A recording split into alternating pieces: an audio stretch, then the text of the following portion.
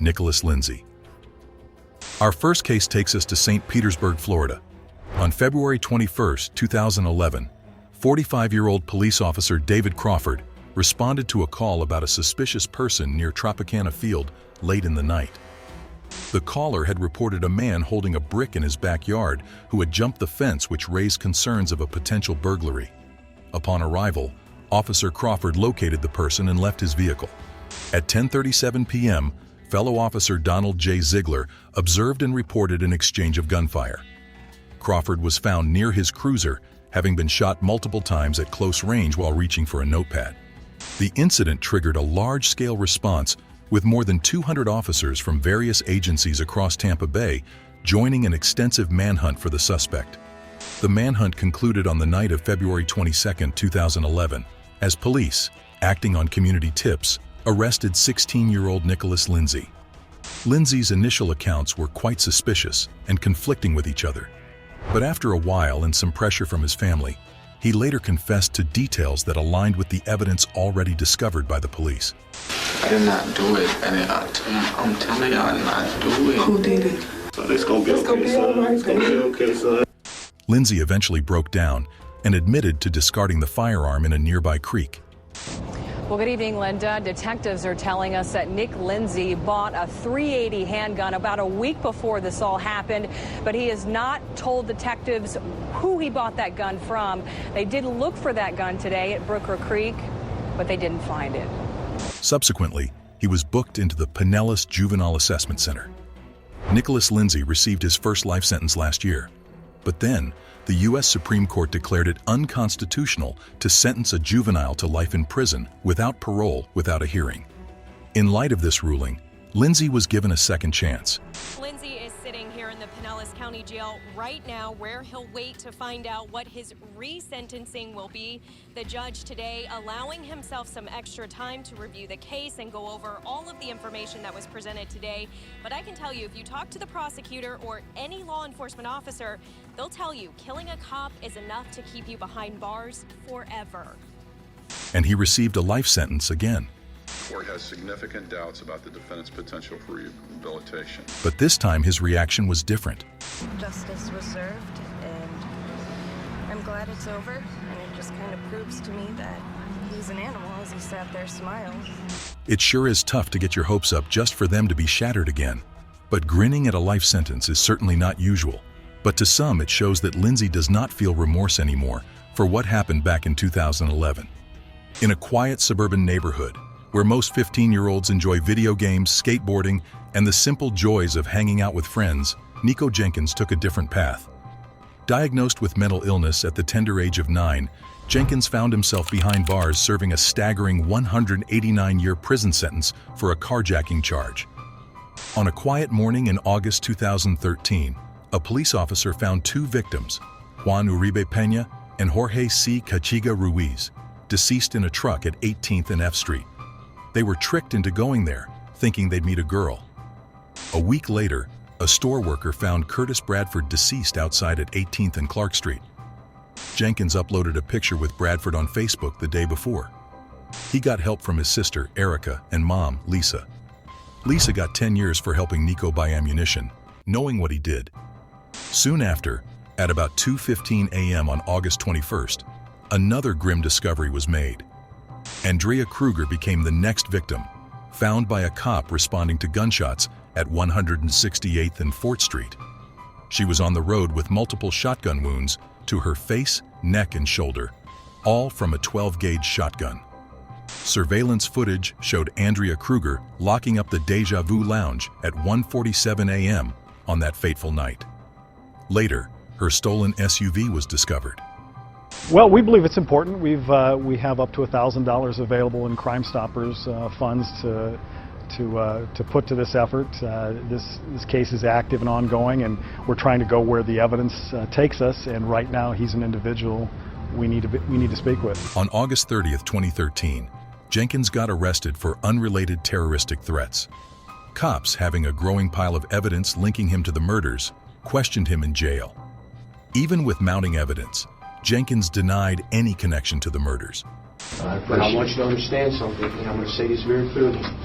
I was not there Only thing I was hearsay, not hearsay, but to say, like, okay, my religion of Courtrooms Chaos, that's the underworld. He was like on the Mummy, the Black Book. So this was them, my little cousins, the one that were in the house with me. That when I got served a search warrant. Right.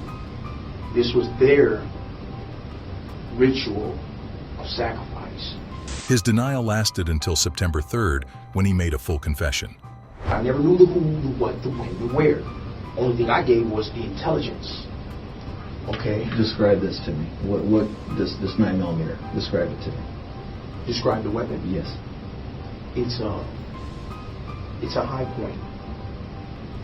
It's a high point. I believe it's a high point rifle. But it shoots 9mm slugs. And if you was to see this weapon, you would not believe that it was the murder weapon. Like I said, weeks prior to this, when I first got out, I gave intelligence. Like I said, I didn't know who was coming, what was coming, who was it going to be used on. All I did was give the intelligence. What kind of intelligence? Intelligence of when would be the best window of opportunity. What roads to take in. If you're going to do something way out west, they have cameras on the lights. As you know, when you take Fort from Military Ave, it takes you all the way out with no cameras, pitch black at nighttime. You realize that one, right? So if you're coming from that crime scene, you can hit it straight out to Fort, and take Fort all the way back to Military Ave, all the way to the Walmart. That's right off the interstate. Ain't that Walmart right off the interstate? Off of Military Ave? Yeah. So my point is, things like that, the intelligence of what paths to take, you know what I mean, to avoid the cameras, things of that nature. In an 8-hour confession, Jenkins went on rambling about how the acts were sacrifices to Apophis. The police charged him with 4 counts of murder.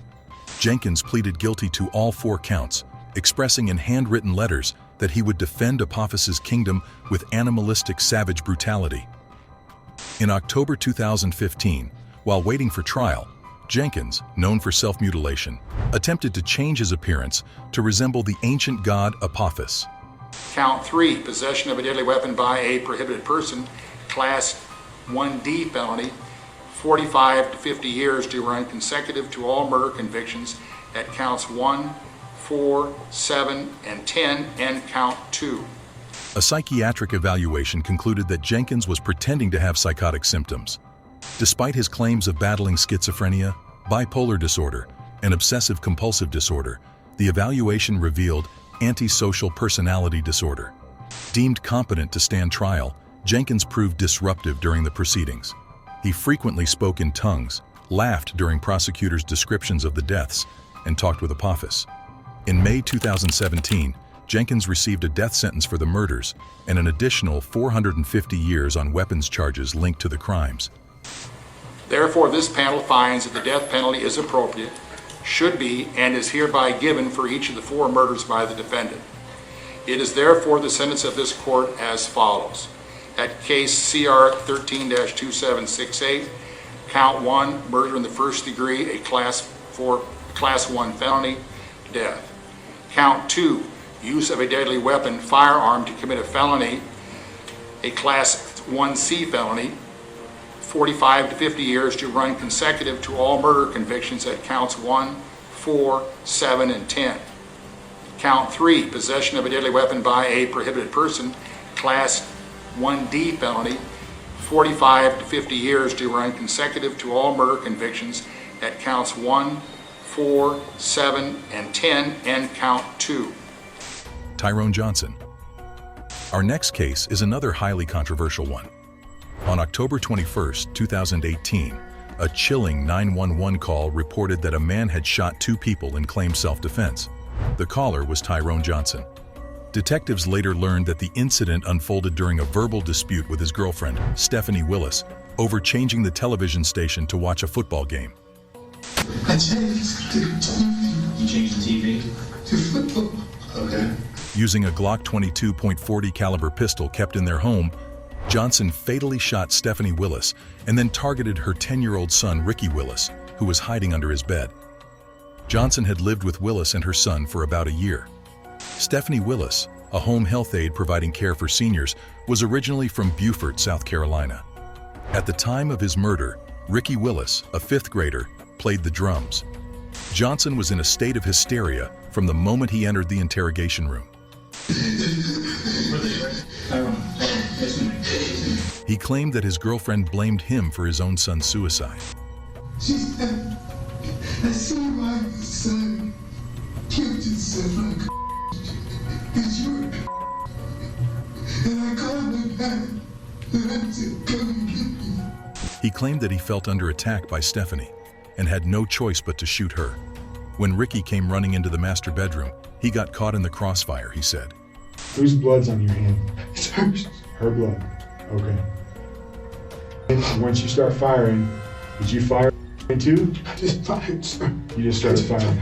So you're sitting on the ground on your butt, firing. So they're basically standing up. Let's say you're sitting on the floor and they're standing up. Is that accurate? Yes, sir. And she had the place just. But prosecutors painted a different picture. They believed that Johnson first shot his girlfriend and then looked for Ricky, who was hiding. Bullet casings were discovered under the little boy's bed, which proved them right. The state, knowing nothing about me, would have you believe that before you was a vicious man who went hunting for human lives. In the end, the prosecutors decided that Johnson deserved the death penalty. Suffice it to say that a precious child is dead. This murder was heinous, atrocious, and cruel. For those acts, I sentence you to death. Jeremy Christian is accused of his involvement in a violent incident that took place on a Max Light Rail train in Portland, Oregon in May 2017. Jeremy Christian boarded the train and began yelling racist rhetoric and hate speech at two young women. Christian yelled Muslims at two black teenage girls, one wearing a hijab. His tirade was loud and aggressive.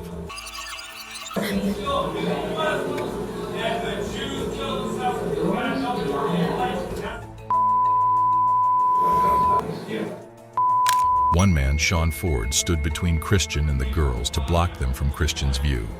Fletcher, then 21, joined Ford, telling Christian to shut up and leave the girls alone. Namkai Meche, who was 23, approached Christian, holding out his cell phone. "You're about to be an internet sensation," Namkai Meche told him. Christian slapped the phone out of Namkai Meche's hand before he could press record. The situation escalated, and Christian attacked the three men with a knife.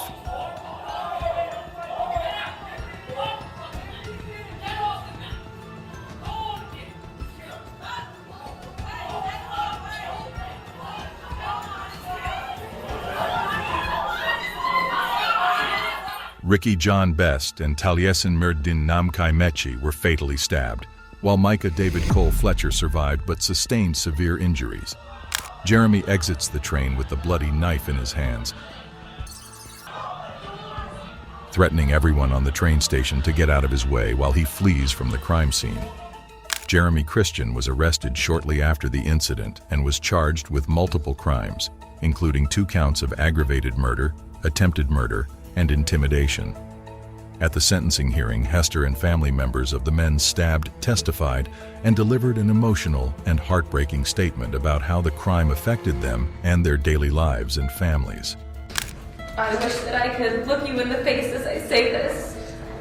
Your crime, Mr. Christian, was not only the murder of my brother, but robbery. You robbed me of one of my favorite people on this planet. Christian's lawyer argued that Christian has neuropsychological dysfunction that makes it difficult for him to control his emotions or behavior, demonstrated in the courtroom as recently as yesterday. Just before he was sentenced, Christian gave a rambling statement in which he blamed his victims, denied being a racist, and insisted he had been defending himself. What did I tell you? Go back to Tennessee too. You can. We don't want you here. All your race hating bull. You ain't gonna be mayor either. You ain't gonna be mayor either.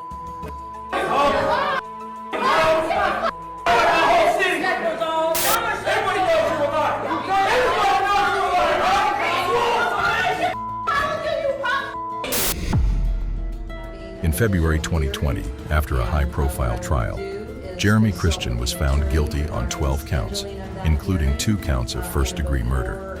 In June 2020, he was sentenced to 2 consecutive life terms in prison without the possibility of parole. In Waukesha, Wisconsin, Darrell Brooks stands trial for driving his SUV into a Christmas parade.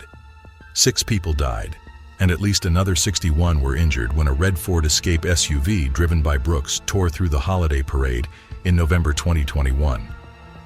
Darrell Brooks fled the scene but was arrested in a residential neighborhood in Waukesha on the evening of the attack. People talked about how Brooks sped up to over 30 miles per hour and plowed into a crowd. They said he hit up to 68 people. Can you even imagine witnessing that?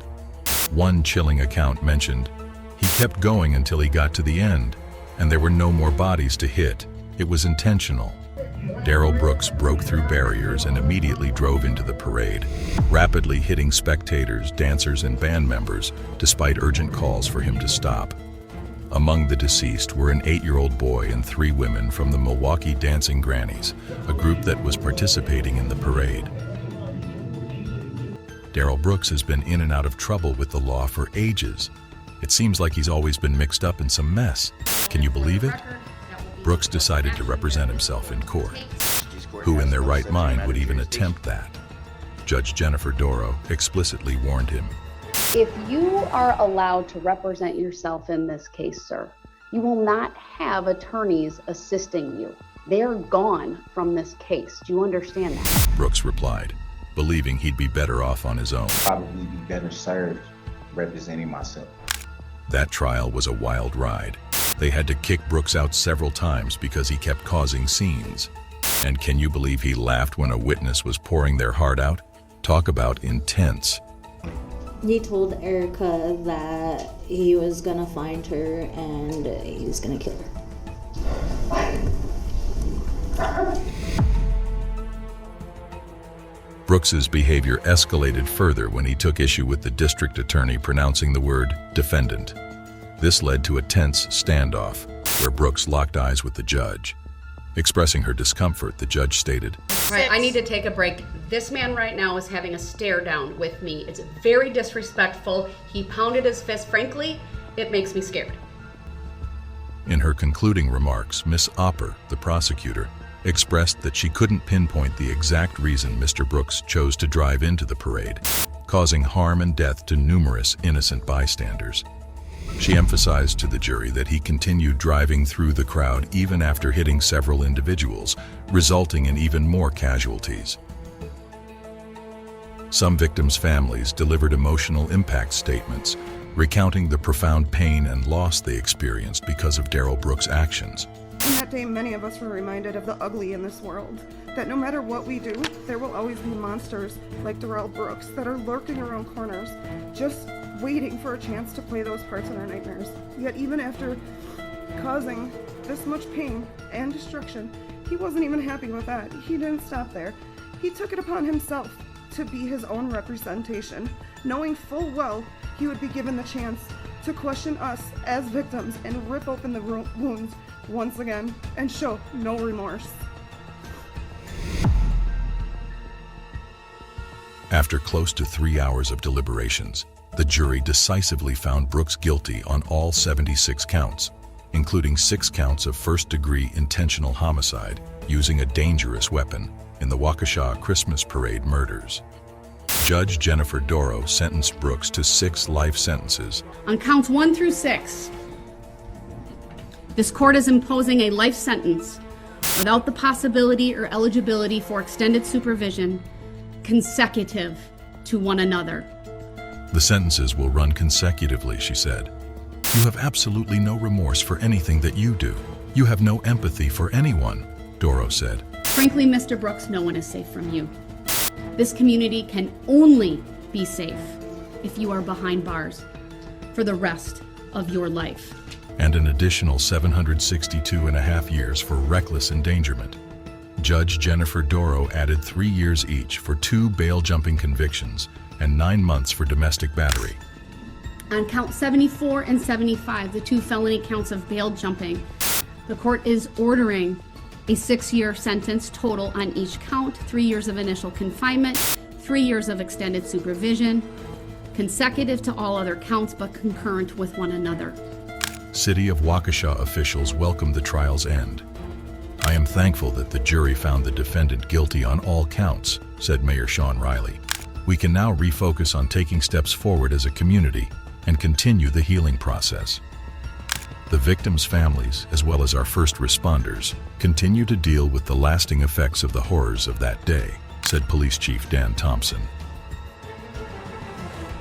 The deaths in the mid to late 80s coincided with a surge in slayings associated with the crack cocaine epidemic. During that period, multiple serial killers were active in the same area, including Michael Hughes, convicted of killing 7 women, and Chester Turner, responsible for the deaths of 14 women and a fetus. But the grim sleeper stood out as the most persistent among them. His targets were women who were often addicts or prostitutes, and he disposed of their naked bodies alongside roads or in the trash. Many of these women were initially listed as Jane Does, and their deaths attracted little, if any, media attention.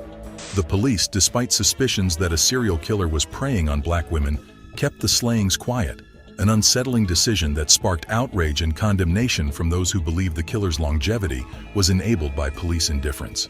Authorities managed to connect the slayings through ballistic and genetic evidence at the crime scenes, and they all pointed to a single perpetrator. A breakthrough in the Grim Sleeper case finally occurred in 2010 when a search of state offender records revealed a partial match. The individual identified was not the suspected serial killer, but attention shifted to a close relative. Investigators honed in on the convict's father, Franklin.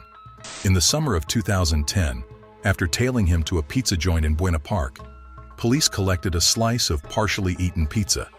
DNA testing provided a conclusive match. Yet, during interrogation, Franklin firmly denied any knowledge or connection to the victims, despite the mounting evidence against him. I mean, how would your DNA get there? What logical reason? I have no clue. No clue. I mean, I have no clue how my DNA would get there.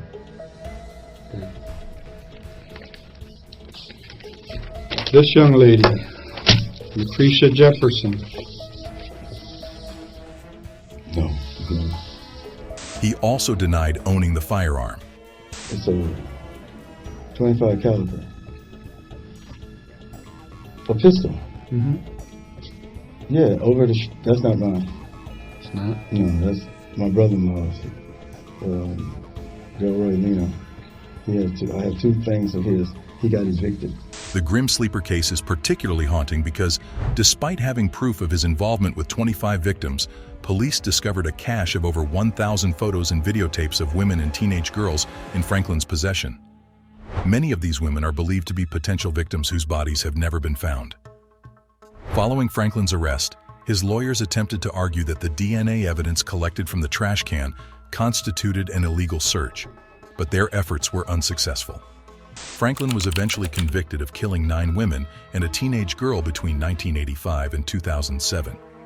On August 10, 2016, he received a death sentence for his crimes. Why did all of this happen? Why did you do all of these things? All of these women were defenseless. They were not a threat to you in any way, shape, or form. And after thinking about it, and pondering it, going over it in my mind, I've come to this conclusion, that it doesn't matter why. I can't think of anyone that I've encountered in all my many years in the criminal justice system that has committed the kind of monstrous and the number of monstrous crimes that you have. All of these people have been suffering and will continue to suffer, but hopefully, as many of them said, they feel they're going to receive some peace, and I hope that you are able to leave here with some peace today. But it's not vengeance, it's justice, Mr. Franklin. And so, at this time, I will say that the defendant is not eligible for probation, and probation is denied. And so, Lonnie Franklin Jr., for the first-degree murder of Deborah Jackson as alleged in count 1 and the special circumstance of multiple murder. It is the judgment and sentence of this court that you shall suffer the death penalty. The total non-death sentence is life plus 25 years to life plus 14 years. All of that consecutive. Throughout the trial, Franklin maintained his denial of any involvement in the crimes. However, on March 29, 2020, it was reported that Franklin was found unresponsive in his cell. The cause of his death remains unclear, and at the time of discovery, there were no signs of trauma. Manson Bryant, 32, is a regular client in Judge Lucci's courtroom in the Lake County Court of Common Pleas, with a criminal history that traces back to 1999, when he was just a juvenile. The court records reveal he has faced prison sentences on at least 3 separate occasions for 4 cases. Interestingly, out of Bryant's numerous criminal engagements, Judge Lucci knows this frequent client too well. He has presided over at least 8 of them over the past 10 years.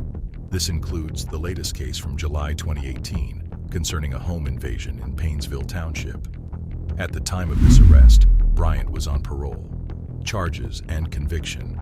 In his latest encounter with the law, Bryant faced severe charges. The verdict was guilty in count 1, aggravated burglary, felony 1, guilty in count 2, aggravated burglary, felony 1, guilty in count 3, aggravated robbery, felony 1, guilty in count 4, felony 1, guilty in count 5, abduction, felony 3, and guilty in count 7, which I renumbered for the jury as count 6. Bryant began with a seemingly sincere approach, admitting, "I've made a lifetime of bad decisions." I know you very well aware of my history. I made a lifetime of bad decisions, and those bad decisions has caused pain to a lot of people in my family. For that, I am truly sorry. Most of my bad decisions have been driven by my addiction to drugs, and I respect the decisions that the juries have made. Upon hearing that he was sentenced to 22 years in prison, Bryant lost his composure, exclaiming, That courtroom, you racist courtroom, man. You racist as you racist as nigga, 22 years. Racist. You ain't Even though Bryant was initially staring down nearly 30 years in prison, Judge Lucci had intended to be lenient, considering Bryant showed a semblance of remorse. But Bryant's outburst prompted a change of heart from the judge. Caught in the heat of the moment, Judge Lucci declared, The court determines maximum imprisonment, so it's 11 years on count 1, 11 years on count 3. So it's 28 years with credit for 231 days. I don't want to hear it, man. Despite his added sentence, Bryant's defiance continued. His attorneys eventually decided it best to waive his presence, leading to Bryant being escorted out of the courtroom by Lake County Sheriff's Office deputies. Judge Lucci reflected on the episode. The defendant has shown me that he has no remorse whatsoever, and therefore the court determines that maximum imprisonment is needed. He poses the greatest likelihood of recidivism. So I believe I stated that restitution in the amount of $1,298 to victim Arturo Gonzalez, judgment rendered for that amount to be monitored by the Ohio Adult Parole Authority, payable through the clerk of courts. Defendants to forfeit all items in the specification, being the pistol and ammunition, to pay the costs of confinement, prosecution, supervision, treatment, and court costs. Moreover, this wasn't Bryant's first display of vulgarity towards Judge Lucci. In 2014, after receiving a 12-month sentence for a guilty plea related to receiving stolen property, Bryant made a disrespectful remark directed at the judge. About 3 minutes after the incident, Judge Lucci, reflecting on the event, commented on Bryant's unexpected shift in behavior. He seems so calm and cool and civil until the sentence. Interestingly, in June 2023, a superior court eventually removed the additional 6 years from Bryant's sentence.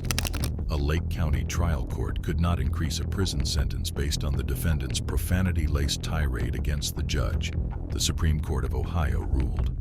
Danta Wright appeared in court on Monday to receive sentencing for his role in the murder of 18-year-old Jordan Clee.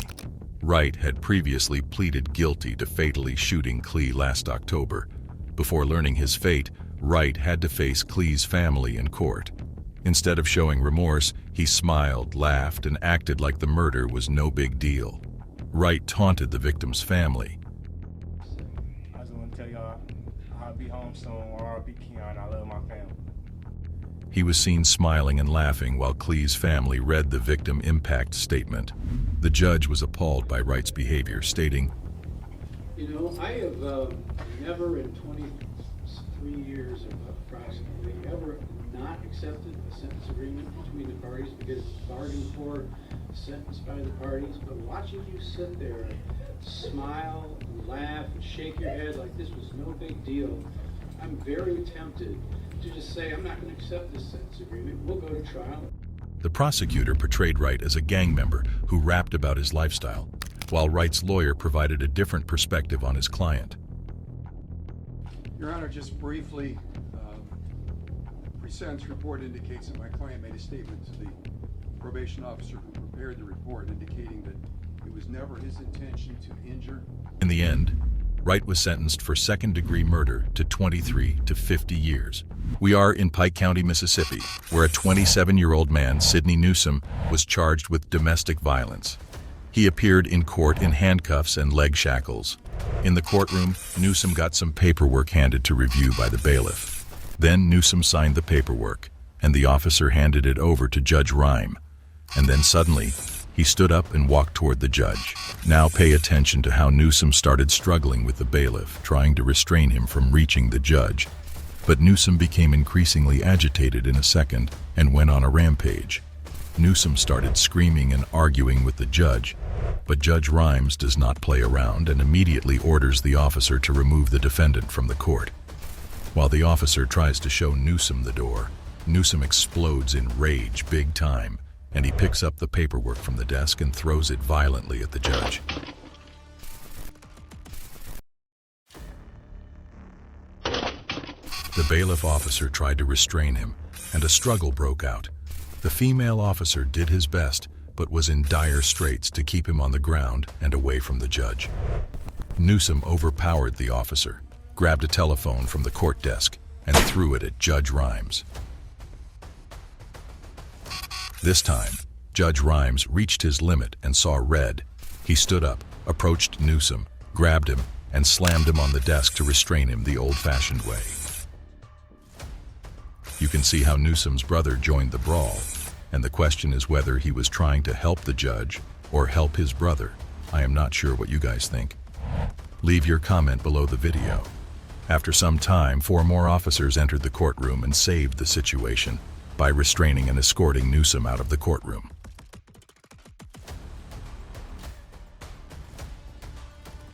Judge Rimes returned to his seat, and other court officers tried to put everything Newsome had scattered back in place. This attitude got Newsome additional charges for contempt of court. Chief Sheriff's Deputy Brad Bellapani mentioned that he will likely face additional charges for simple assault.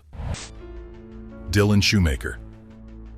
On March 19, 2013, in Springville, New York, something very disturbing happened.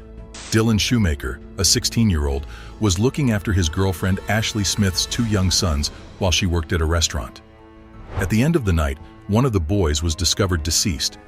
Shoemaker was subsequently arrested for causing the child's demise.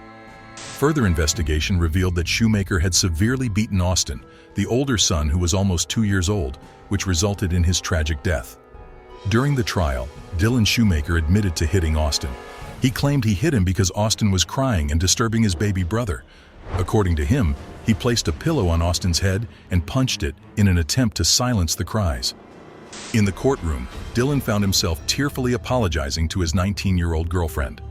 I didn't mean to kill Austin. Ashley, I really didn't. I really think I did that. I didn't mean to hurt him. But despite his tears and apologies, the jurors who convicted him of second-degree murder didn't buy his words. Addressing Shoemaker, who had recently turned 17, the judge asserted that at the age of 16, Shoemaker was aware of right from wrong. I can't take back what was done. I wish I could. I would give my life for Austin. I loved him a lot. He also labeled Dylan Shoemaker a manipulator and deceiver. The record will show that you admitted that on July 23, 2013, in a phone call to your mother from the holding center, you stated, and I got a quote from the court reporter, "I am a 16-year-old blonde. Probably all I have to do is cry in front of the jury, and they're going to feel sorry for me," end quote. In the end, Shoemaker was handed down the maximum sentence of 25 years to life in prison.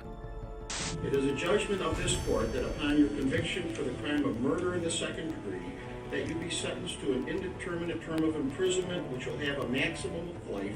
The court hereby imposes a minimum sentence of 25 years. The surcharge is $300, the crime victim's assistance fee is $25, and the $50 DNA databank fee, all to be paid out of prison funds. You have 30 days within which to file a notice of appeal. As of today, Dylan Shoemaker is 26 years old and has spent a total of 9 years in prison since his conviction in 2014. Currently serving the remaining portion of his sentence, he is located at the Clinton Correctional Facility in New York. On February 27, 2012, 3 students were killed and 3 others were hurt in a school shooting in Chardon, Ohio. Thomas T.J. Lane was caught quickly, but how he acted during his questioning and trial made this case so well known. Prosecutors charged Lane with 3 counts of aggravated murder, 2 counts of attempted aggravated murder, and 1 count of felonious assault. During his March 6th arraignment, Lane did not enter a plea. Rather than taking a moment to apologize or clarify his actions, Lane's demeanor was evident in the inappropriate comments he made. This added another layer of mystery and horror to his case. On March 19, 2013, Lane received 3 life sentences without the possibility of parole. Upon entering the courtroom, he removed his dress shirt, revealing a white t-shirt with the word "killer" written on it. He displayed a defiant attitude throughout the hearing, smiling and smirking. After the sentencing, Lane made a crude and disrespectful remark towards the victims' families, further displaying his lack of remorse. Saying pull the trigger to kill your son, basically memory. Love you. Wayne Couzens, a Metropolitan Police officer, became the central figure in a harrowing tale of betrayal and brutality. His unthinkable actions in the abduction, sexual assault, and murder of Sarah Everard, a 33-year-old marketing executive, on the night of March 3, 2021, revealed a dark underbelly of abuse of power. Couzens, who had transitioned to the Metropolitan Police from the Civil Nuclear Constabulary, was ironically assigned to the Parliamentary and Diplomatic Protection Section, the same unit where David Carrick worked. Both misused their authority and positions as law enforcement officers to perpetrate egregious crimes against vulnerable women. This unit was tasked with safeguarding critical sites. Yet, glaringly, his recruitment had missed crucial vetting steps, and he hadn't even completed the mandatory 2-year probation before joining this specialized unit. Sarah Everard's last evening began like any other, as she left a friend's house near Clapham Common in South London. But her path fatefully crossed with Couzens, who, despite being off-duty, deceitfully presented himself as a police officer. Using his authority, he handcuffed her and forced her into his vehicle for allegedly breaking lockdown COVID-19 guidelines, a facade of legality hiding his sinister intentions. The horror that unfolded over the next 4 days was beyond comprehension. Couzens drove Sarah to a remote area near Dover, where he committed the gruesome acts with brutal violence. He sexually assaulted her and murdered her. His attempt to erase his crimes was as cold as the acts themselves, burning her body and disposing of her phone, discarding her remains in a pond, and nonchalantly continuing with his life as if nothing had happened. During police interrogation, Couzens fabricated a story about being coerced by a gang to kidnap a girl under the threat of harm to his family. Then came through that they're going to harm my family, take them away, and they'll use them instead. At that point I had no option to try and find somebody. So I don't, there's a couple of names. I was told a place to take her. That's it. That is all I know. These claims were later proven false. The discovery of Everard's body, concealed in a builder's bag in Kent, and the analysis of Couzens' mobile phone data, which placed him at the crime scene, sealed his fate. The pursuit of justice began swiftly. When Everard's disappearance led to an investigation, Cousins was apprehended. Initially arrested on suspicion, the net of guilt tightened around him as evidence mounted. He was later charged with both kidnapping and murder following the gruesome discovery of Sarah's body, concealed in a builder's bag in Kent. Cousins was compelled to face the consequences of his actions as the case unfolded.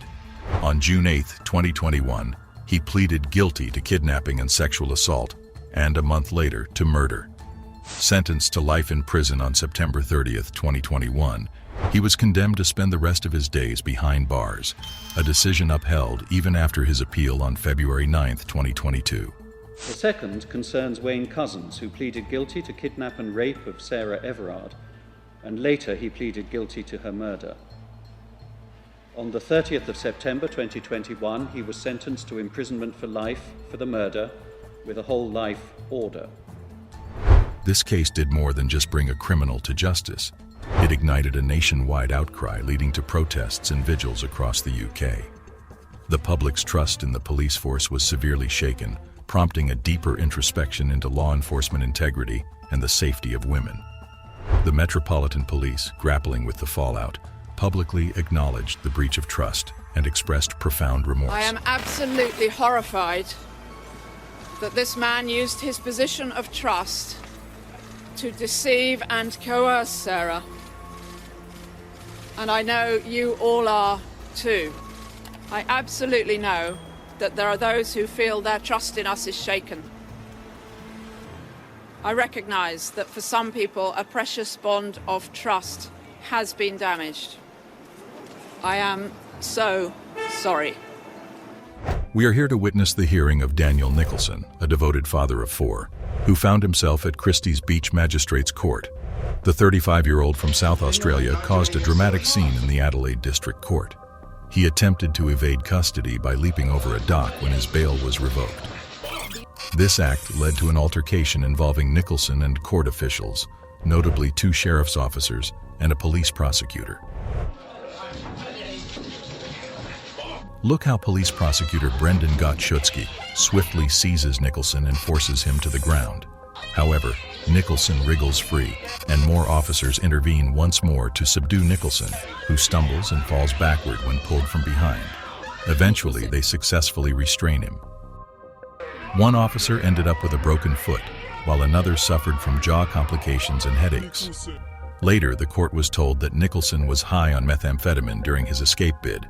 Previously in court for weapon-related offenses, Nicholson faced repercussions for the escape attempt and had to confront his long-standing issues. He admitted to chronic anger management problems, a substance abuse history, and a gambling addiction. Although Nicholson expressed remorse for his impulsiveness, Judge Liesl Chapman was unyielding in her judgment.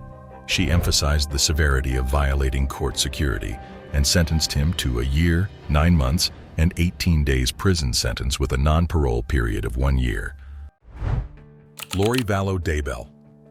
Meet Lori Vallow Daybell, the so-called Doomsday Mom, and the chilling events surrounding her children's disappearance and deaths.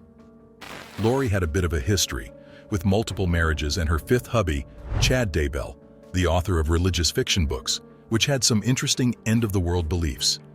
Both reportedly adhered to a doomsday ideology. She once claimed she was a god, assigned to carry out the work of the 144,000 at Christ's second coming in July 2020, and didn't want anything to do with her family because she had a more important mission to carry out. I mean, what goes on in the mind of someone labeled a cult mom? Crazy, right? The remains of her kids, JJ and Tylee, were found on Chad Daybell's property in June 2020. That's her latest husband. Imagine the shockwave that was sent through the public. Now, Lori and Chad face some heavy charges: conspiracy to commit murder, grand theft, and messing with bank accounts to cash in on Social Security benefits after the kids were gone. It's like something out of a twisted crime novel. At the sentencing in Idaho in July 2023, Ms. Vallow Daybell told the court that she has had many communications with Jesus Christ, and that because of those communications, she knows that her children are happy and busy in the spirit world. I know for a fact that my children are happy and busy in the spirit world. Judge Stephen Boyce of the 7th Judicial District said Ms. Valo Daybell chose the most evil and destructive path possible. You simply have no remorse for it, even sitting here today. Lori pleaded not guilty, but the jury didn't buy it. No one did. Life in prison. That's the sentence she's looking at now. The jury, 7 men and 5 women, unanimously dropped the guilty bomb and found her guilty of 2 counts of first-degree murder for the 2019 deaths of her children, Joshua J.J. Valo, 7, and Tylee Ryan, 16. Can you imagine being in that room, having to weigh all the evidence and make a call that heavy, and having to look someone in the eye after hearing all that they did? Lori was convicted on May 12, 2023, of all counts of her children's murder. She received a life sentence without parole on July 31, 2023. The charge you were convicted of, the first-degree murder of Tylee Ryan, you are sentenced to the custody of the State Board of Corrections to serve the maximum allowed sentence of fixed determinate term of life imprisonment with no possibility of parole. Additionally, she faces additional charges in Arizona concerning Charles Valo's death. He was Valo Daybell's 4th husband. As the verdict was read, she showed no visible reaction. None. How does someone keep their cool in a moment like that? What do you think was going on in her mind? Drop your theories in the comments. Let's discuss this chilling tale. This is the worst case I have ever seen as far as the facts go. Ronnie O'Neill III stands at the heart of a chilling horror tale in Tampa, Florida. He is accused of the brutal murder of his girlfriend Kenyatta Barron, his daughter Ron Nevea. Met a tragic end when O'Neill violently attacked her with an axe. His son, Ronnie IV, was not spared either. O'Neill brutally stabbed him and in a dark twist attempted to set him on fire and burn him alive and set their house on fire in an attempt to cover up his crimes. During the incident, Kenyatta had called 911 to report Ronnie's erratic behavior. However, the call was cut short. The evidence is going to show that I called 911 during Kenyatta Barron's 911 call. Shortly after, Ronnie called 911, claiming to have been attacked by white demons and accusing Kenyatta of trying to kill him and that he just killed her. I am not sorry for something I didn't do, and I am not sorry for the things I did do. He expressed condolences for the victims' families' loss while criticizing the justice system, but I will say I'm sorry for your loss. Can you believe O'Neill decided to be his own lawyer in court? And man, he was something else, shouting at the jury and even trying to pin the blame on the victims. Unreal. So we had to tamper with evidence. O'Neill also cross-examined his son, whom he had nearly killed. Despite the trauma, the son bravely testified against him during the trial. Beat your mom? No. Did you see me shoot your mom? No. And you said just a while ago, I stabbed you with a knife, right? Yes. And what do you remember happening after the shooting with your mom outside? You coming back inside and you getting my sister and then putting her in my parents' room and then you hit her with the axe. With zero legal experience, Ronnie O'Neill decided to be his own lawyer. And guess what? He spent most of his time yelling at the prosecutors and jury, just like during his opening statements. Talk about courtroom drama. A fraudulent recording. In his closing arguments, which is crazy enough, he screamed at the jury and said, Evidence is going to show my son did not witness me viciously beat his mom to death. The evidence notably affected Judge Michelle Cisco, who described the case as the worst she had seen in her 18-year career. This is the worst case I have ever seen as far as the facts go. She recounted witnessing various horrific crimes, but classified this as the most heinous. The jury recommended a life sentence without parole. Judge Sisko went with what the jury suggested and gave O'Neill 3 life sentences back-to-back with no chance of parole for those murder charges. On top of that, he got slapped with 30 years for setting that fire and another 90 years for what he did to those kids. That's a whole lot of time behind bars. O'Neill's subsequent request for a new trial was denied, even though he claimed he was denied the opportunity to testify. The court dismissed his defense that white demons influenced his actions. Get this, after that nightmare of a night, Detective Mike Blair, who was there for Ronnie IV right after the murders, ended up adopting him. Ronnie IV even took on the Blair last name. Now he's part of a big family with 7 of them in total. Mike's still blown away that Ronnie made it through all that, calling it a straight-up miracle. And the best part, Ronnie says he feels truly loved and knows he's part of his new family. That was it for today. If you found these cases as fascinating as they are chilling, don't forget to hit that like button and subscribe for more true crime content. We're always on the lookout for the next topic to share, so drop a comment below and let us know what kind of stories you'd like to see in the future. Until then, stay curious, stay safe, and we'll see you in the next video.